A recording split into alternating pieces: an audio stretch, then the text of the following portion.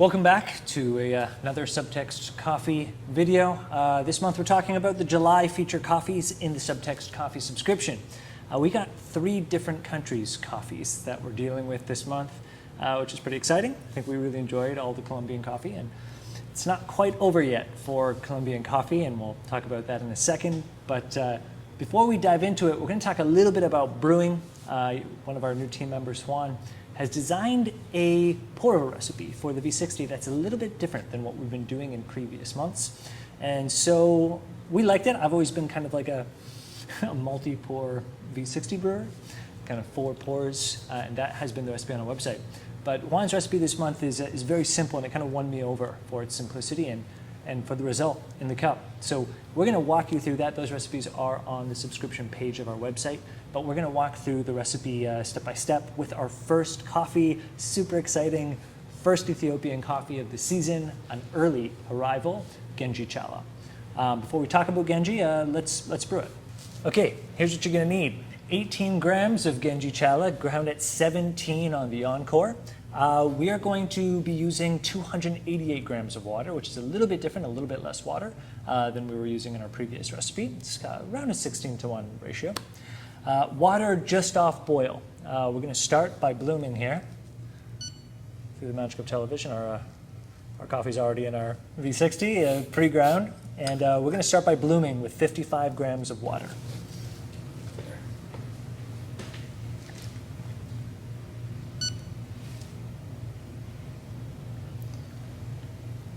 Pouring nice and evenly, concentric circles, up to 55 grams.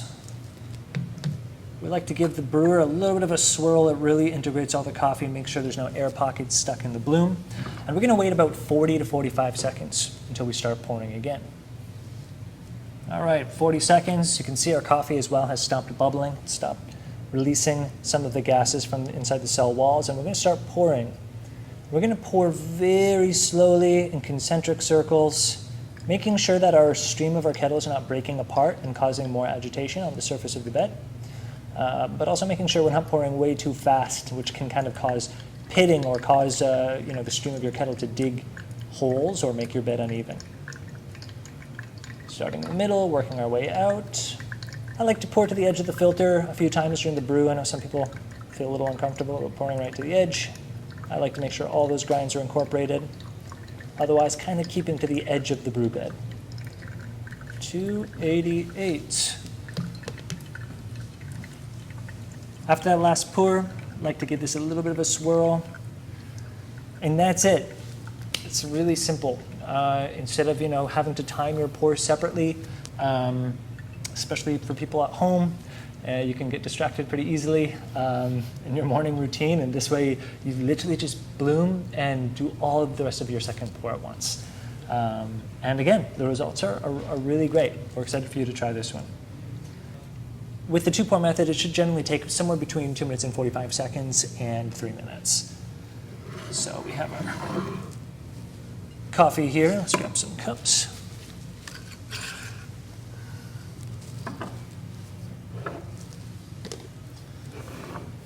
And Jamal, do you want to introduce our first coffee? Let's do it. So this coffee, our first Ethiopian of the season, Genji Chala lot number 1, is a washed coffee from a washing station that if you've been a subscriber with us since December, you might recognize. Back in December, we had a coffee called Talila from the Talila Central Washing Station. And this coffee, also from the Talila Central Washing Station, but it's called Genji Chala, and Talila has changed how they are naming and building their lots this year. So it's the norm in Ethiopia for a washing station to collect cherries from multiple different communities, combine them into different lots, and then name it after the station itself. Talila is doing something pretty new, pretty special in Ethiopia, which is they are collecting cherry from multiple different communities, but they are keeping those cherries separate. So all of this coffee comes from farmers in the Genji Chala community. which, as I mentioned, is very unusual for Ethiopia. You don't usually get that level of traceability, so it's a step in a very positive direction. Yeah, definitely. Let's taste it. Yeah. I think the Talila last year was a really wonderful coffee. And so I think getting Talila, another coffee from the Talila washing station this year is really exciting as our first washed Ethiopian coffee of the season. And I think, spoiler, I guess we've already tried this coffee a lot, but it's a really beautiful one. It is. Wow, especially this brew that, it really pops with that pure honey. Yeah. Smell like wildflower honey.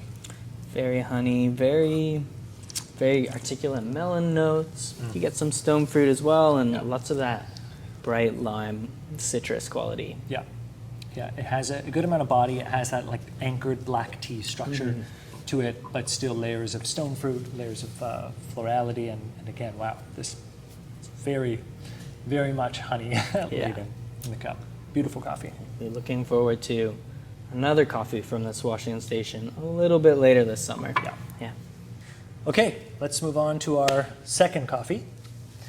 Coffee from a place we haven't sourced too many coffees from before. We had a few coffees from here last season, and that is Peru.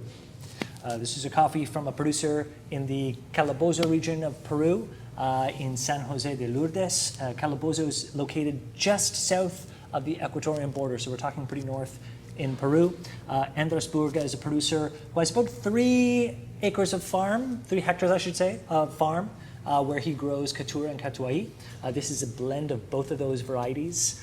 This coffee is washed. His farm is located at about 1,700 to 1,900 meters above sea level. And Peruvian coffee has been a bit of a difficult place to source specialty coffee from. There are many challenges with regards to infrastructure, with regards to how much coffee producers are producing in order for them to market their coffee as their own, or to at least have the access to markets even if they do. That's why I think our relationship with Falcon has been such a valuable one.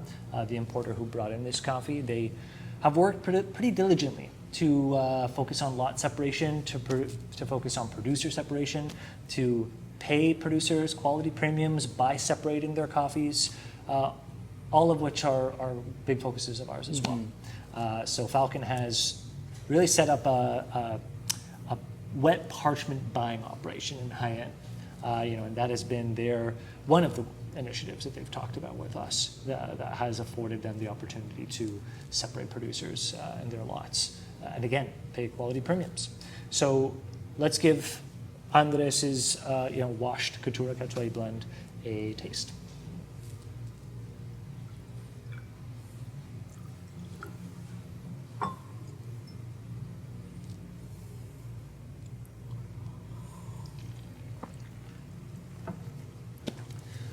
Before we even talk about this, how would you describe like a typical Peruvian coffee? Typical Peruvian coffee. I guess what people think of when they think broadly Peruvian coffee, probably a comforting, chocolatey, some toffee kind of notes.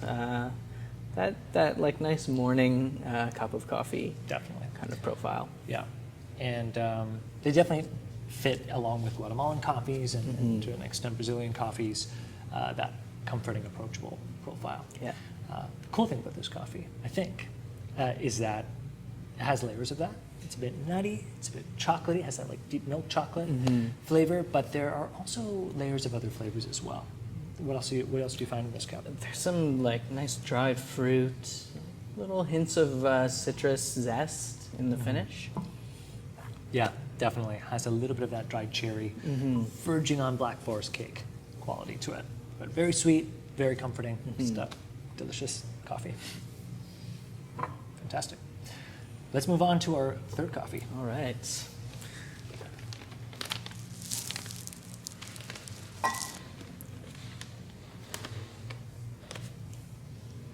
All right, so our third coffee, third and final coffee this month is a Colombian coffee, and it's special in a couple ways.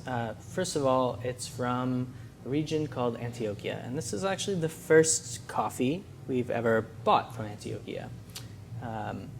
So that kind of sets it apart. It also took 7th place at a local competition in Antioquia called Antioquia Magico that was put on by our importing partner, the Coffee Quest. Numerous producers entered their coffees into the competition, and they produced a top 10. We tasted through 4 or 5 of these coffees, and we ended up selecting 2, and this is one of them. It's from a producer called Carmen Montoya, and she entered her Churroso variety in the competition. And Churroso itself is kind of considered like a new, for lack of a better word, variety, and it started to rise to prominence in 2014 when Doña Carmen herself entered it in the Colombian Cup of Excellence, and she actually took 1st place in the Cup of Excellence with this variety that year. And we've seen it here and there over the last few years, often called Caturra Churroso, and World Coffee Research has actually done some genetic testing on the variety and found that it seems to actually be an Ethiopian landrace variety. And without giving too much away, I think some of the best expressions of the variety kind of show that heritage. And Doña Carmen grows 19,000 churroso trees on her farm at about 2,000 meters above sea level. And during the harvest months, she actually hires a team exclusively made up of local women from the community, which is one of the motivations behind her work, is to help support the families of these women in the community, which is pretty cool.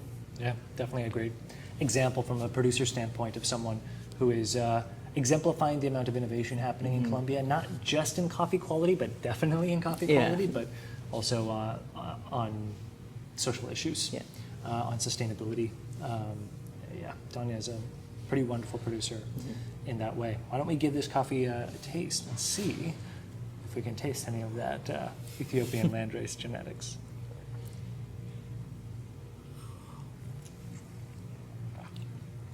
You know, the cool thing right off the bat of this coffee is just how sweet the coffee is. It's like syrupy. It tastes like brown sugar melted into the coffee. And I think maybe that brown sugar, we kind of call that panela sometimes with Colombian coffee. And we taste that in highly grown Colombian coffee all the time. But I think there are other layers of flavor in here. Definitely.